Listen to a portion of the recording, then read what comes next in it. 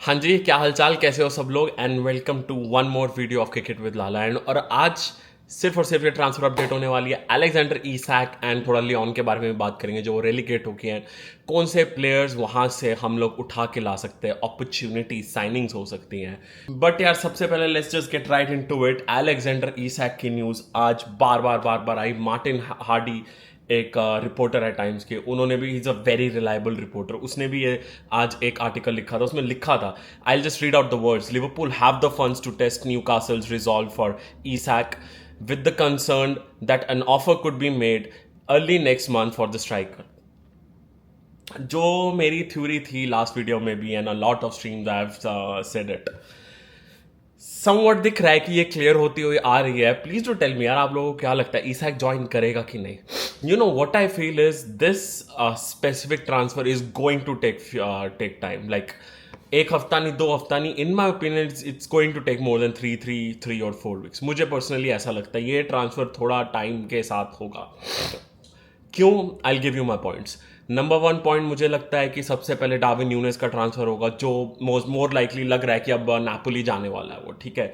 Not just that, Darwin newness जा चुका है, कौंजा जा चुका है, एंड किएजा मोस्ट प्रॉब्ली अपने ही वैल्यूएशन 10 या 12 मिलियन में निकल जाएगा। हमें एक ट्रेंड से पैसा आ गया है, एंड आई थिंक हम बेंडोक को सेल करेंगे, आई थिंक हम ट्रेंड टाइलर मॉर्टन को सेल करेंगे, आई थिंक एलियट भी बिकेगा। उसके बाद जब ये मेजॉरिटी ऑफ द प्लेयर जो सेलिंग में थे, इवन नैट फिलिप से भी पैसा आया, जब ये majority of the players ship of हो जाएंगे, आई थिंक उसके बाद वी विल, जब हम वो मनी रिकूप कर लेंगे, I think after that we will go for him. And I think 120 million is the magic number to get this deal done, कि 120 मिलियन, उसके ऊपर एड ऑन्स 20-30 जो भी देना है, एड ऑन जो भी देना है, 2 घंटा फर्क नहीं पड़ता है। But I think 120 is the magic number. See, मैं एक और बात बोलूँगा कि कुछ हफ्ते पहले ये प्लेयर अनटचेबल था, ठीक है, एंड कुछ दिन बाद नंबर आ गया कि 200 मिलियन में ये प्लेयर बिकेगा, ठीक है।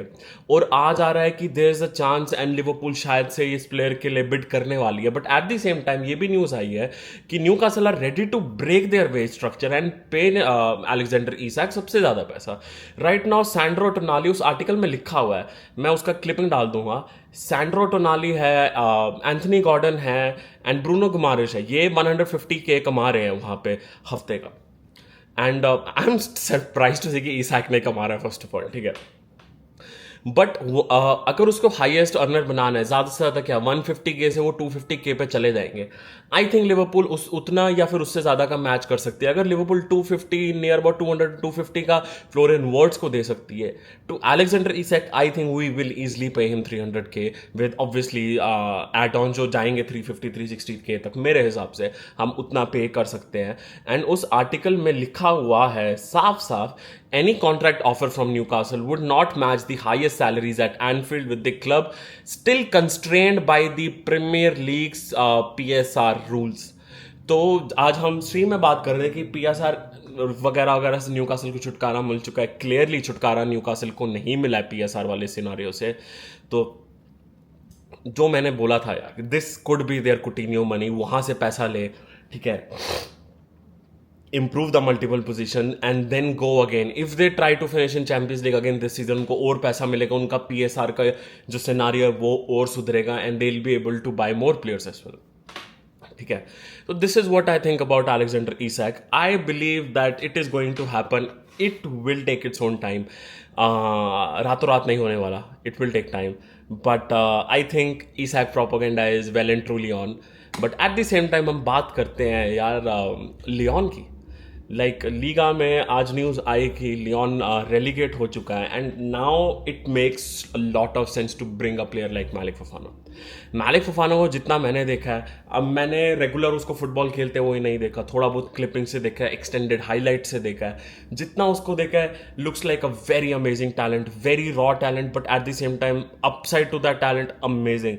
लेफ्ट विंग, राइट विंग, दोनों एकदम कन्वीनियंटली खेल लेता है। And at the same time उसको देख के young Sadio Mane, and at the same time अगर आपने AS रोमा वाला मोहम्मद साला देखा था ना, देखा हो, अगर मैंने देखा है, तो वो आपको ना उसका running style, the way he takes on the player, आपको उन दो प्लेयर्स का थोड़ा थोड़ा ना झलकियां उसमें दिखेंगी। ऑब्वियसली अभी भी कुछ कुछ कमियां हैं उसकी गेम में, but again he is very young, very raw, slot के अंदर आएगा, उसका गेम टाइम मैनेज होगा एंड तरीके से खेलेगा तो he will improve as well. I think Leon के ऊपर बहुत क्लब्स रेड मारने वाले, क्योंकि they have decent amount of players, decent talented players हैं. आई थिंक वहां से सस्ते में प्लेयर निकलने वाले हैं. 40 to 50 मिलियन मैलिक फफाना का पहले पैसा बोला जा रहा था. अब लियोन अगर रेलिगेट हो चुकी है, एटलीस्ट 10 से 15 मिलियन तो मिनिमम कटता है. मतलब अब Malick Fofana for 30 million in my opinion is a really good deal. मुझे मेरे हिसाब से कि उस ऐसे प्लेयर को लाना चाहिए, क्योंकि मुझे लगता है लुइस डियाज आज नहीं तो कल इस क्लब को छोड़ के जाएगा. ठीक है, let's get this one thing very straight. अगर इस सीजन नहीं, next season Diaz is off to somewhere else in my opinion. तो तब तक मैलिक फफाना डेवलप होगा and Malick Fofana is going to be amazing amazing player for us, that is for sure. ठीक है, और eight the same time जो हमारी front line develop हो रही है, maybe he turns out to be a replacement for Mohamed सलाह.